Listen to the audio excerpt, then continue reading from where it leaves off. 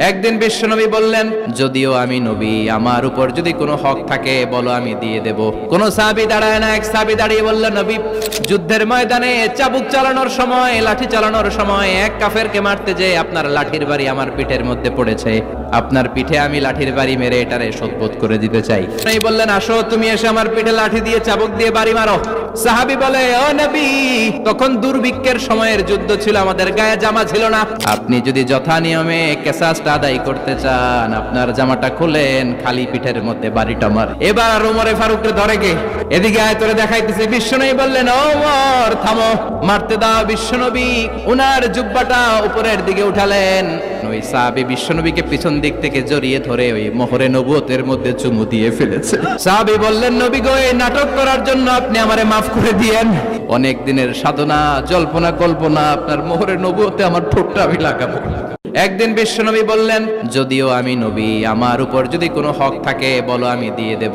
কোন সাহাবী দাঁড়ায় না, এক সাহাবী দাঁড়িয়ে বলল, নবী, যুদ্ধের ময়দানে চাবুক চালানোর সময়, লাঠি চালানোর সময় এক কাফেরকে মারতে যেয়ে আপনার লাঠির বাড়ি আমার পিঠের মধ্যে পড়েছে।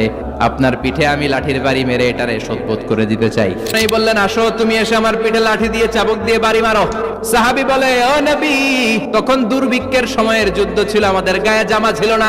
আপনি যদি যথা নিয়মে কেসাসটা আদায় করতে চান, আপনার জামাটা খুলেন, খালি পিঠের মধ্যে বাড়িটা মার। এবার ওমরে ফারুককে ধরে কে, এদিকে আয়, তোরে দেখাইতেছে। বিশ্বনবী বললেন, ওমর থামো, মারতে দাও। বিশ্বনবী উনার জুব্বাটা উপরের দিকে উঠালেন। ওই সাহাবী বিশ্বনবীকে পিছন দিক থেকে জড়িয়ে ধরে ওই মোহরে নবুয়তের মধ্যে চুমু দিয়ে ফেলেছে। সাহাবী বললেন, নবী গো, এই নাটক করার জন্য আপনি আমারে মাফ করে দিয়েন। অনেক দিনের সাধনা, জল্পনা কল্পনা, আপনার মোহরে নবুয়তে আমার ঠোঁটটা আমি লাগাবো।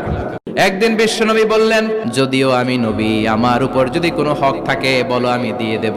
কোন সাহাবী দাঁড়ায় না, এক সাহাবী দাঁড়িয়ে বলল, নবী, যুদ্ধের ময়দানে চাবুক চালানোর সময়, লাঠি চালানোর সময় এক কাফেরকে মারতে যেয়ে আপনার লাঠির বাড়ি আমার পিঠের মধ্যে পড়েছে।